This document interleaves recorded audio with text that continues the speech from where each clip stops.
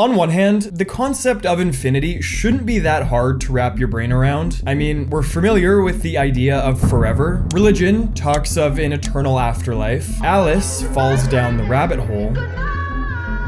The snake eats its own tail. The staircase never ends, chasing after everlasting youth. The boundless, the timeless, the never-ending. That is the idea of infinity, but what exactly is it? Is infinity a number, an idea, a concept, or a place? Or is it all of the above?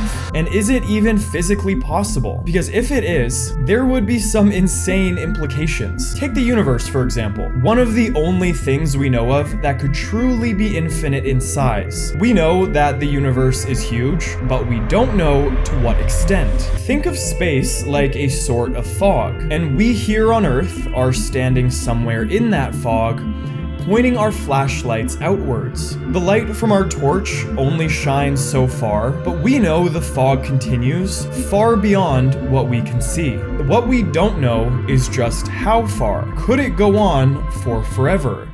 Our first taste of infinity comes just moments before our universe sprang into existence. The Big Bang, the most widely accepted explanation for the origin of the universe. That everything that would ever come to be began as an infinitely small, hot, dense point that rapidly exploded in one big bang.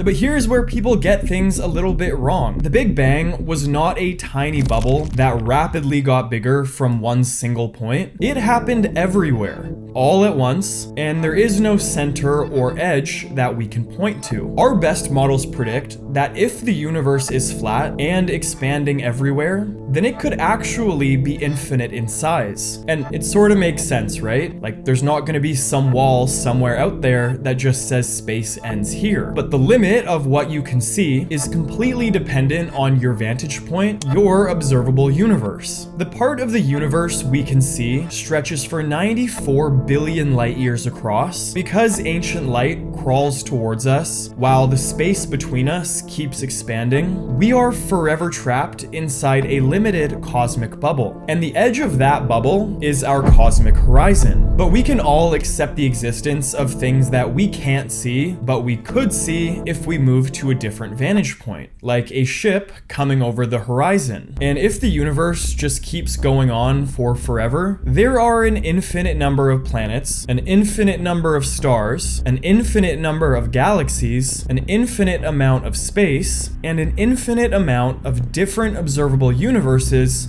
or bubbles. Each bubble has a finite amount of energy and a finite amount of particles that will fit inside of them, meaning there is a limited amount of possible configurations of that energy and those particles. And while the number of possible configurations is ginormous, it is not infinite. So, once all possible configurations have been met, you will start to see copies. And if you traveled far enough in an infinite universe, specifically 10 to the power of 10 to the power of 28 meters away, you would find an identical copy of you on an identical copy of Earth doing the exact same thing you're doing right now watching this video. Thank you, by the way, and don't forget to like and subscribe.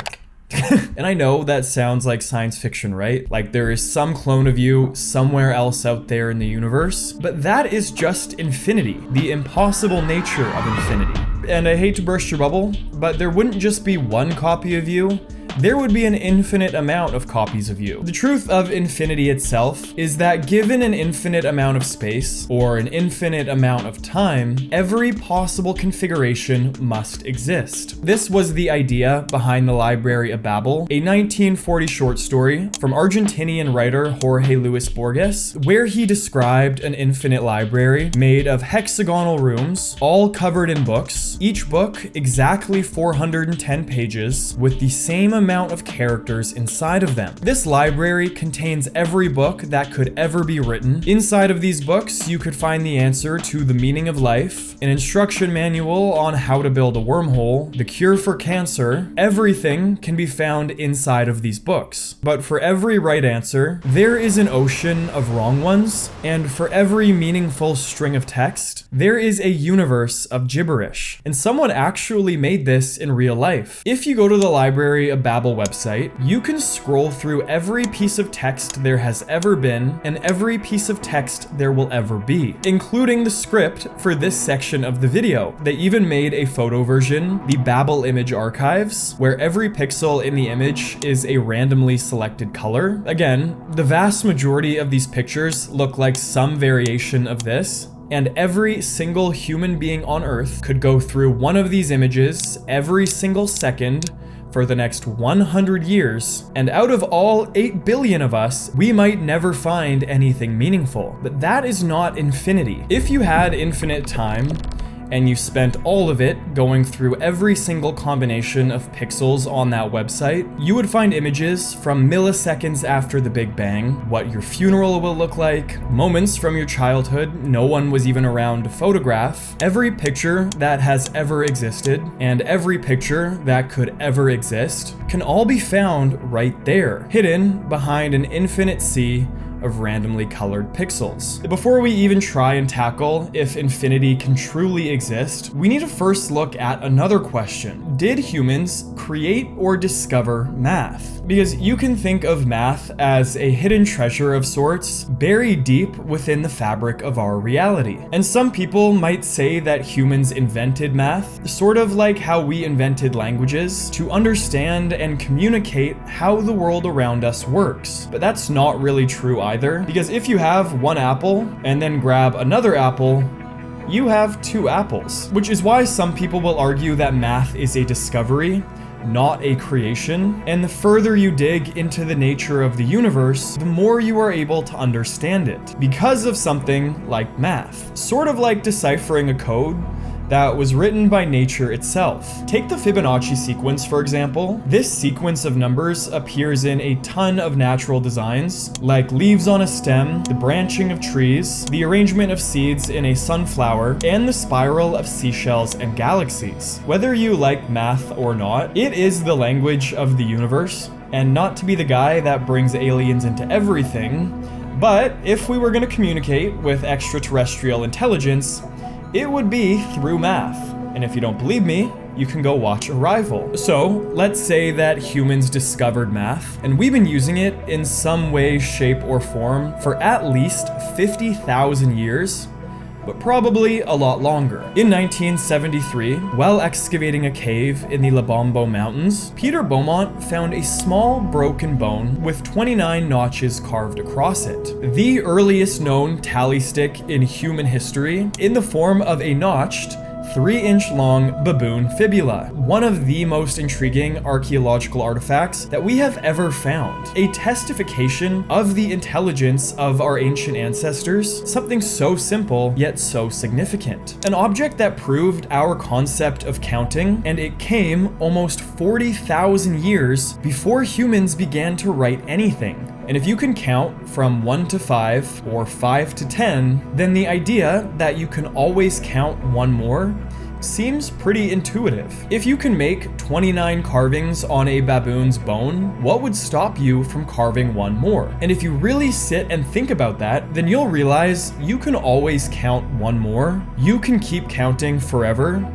and there will never be an end. And in that moment, you have met infinity. Now, one of the coolest parts about our brains is that they allow us to visualize almost anything. You can imagine what other planets might look like, what aliens on those planets might look like, what a fantasy land you've only read about in a book might look like. Our brain's ability to visualize things that we can't see is pretty amazing. But one thing you cannot visualize is infinity. Like, obviously, you know that numbers can get big, like really big. 1 million seconds is 11.5 days. 1 billion seconds is just below 32 years. 1 trillion seconds is 31,700 years. And a quadrillion seconds is 31.7 million years. Numbers can get insanely big, but just how big? I made a video once on the book that could destroy the universe, and the idea for it was born in 1940 in Edward Kastner's book, Mathematics and the Imagination. In that book, he popularized the words Google and Googolplex, and yes, before you ask, that is where the inspiration for the name Google came from. And it was born from his nephew's suggestion that we needed to give names to these massive numbers. The number Google is 10 to the power of 100, or 1 followed by 100 zeros. Googolplex, on the other hand, looks like this, and for 75 years, it was thought that this number was so long that it could never be written out in full. Until 2013, when some sort of supervillain named Wolfgang published a set of digital books containing a vigintillion volumes, with each volume containing 1 million numbers, writing out a Googolplex in full. And the craziest part about just how insanely large this number is that if you were to try and print out this entire book set, assuming that each book weighed about 100 grams, its total mass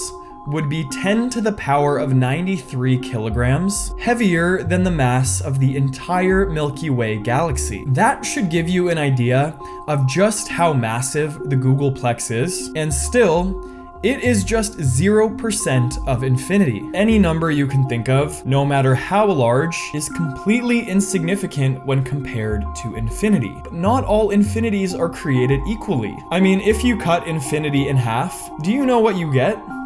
2 infinities, which is why the idea of infinity can be separated into 2 categories: countable infinity and uncountable infinity. Countable infinity is pretty easy to wrap your brain around, and we have many thought experiments to help us with that, like the infinite monkey theorem, where if you place 1,000 monkeys in a room with 1,000 typewriters and lock them in there for an infinite amount of time, even just by pressing random keys, eventually they would be able to reconstruct the entirety of Shakespeare's work. And I mean, in reality, there is only about a 5% chance that a monkey sitting at a typewriter for its entire life would even be able to spell out the word banana, but that is the thing with probability. There is a limit to how many different ways all of the keys on a typewriter can be configured, but given an infinite amount of time, even the most improbable event becomes a certainty. That is an example of infinity we can count. The Infinite Hotel is another example, where you just arrived in a new city and you show up at a hotel that advertises an infinite number of rooms. The only problem is that when you arrive, every room is occupied. The manager at the hotel tells you not to worry because there is always more space at the Infinite Hotel. And instead of sending you to the very last room,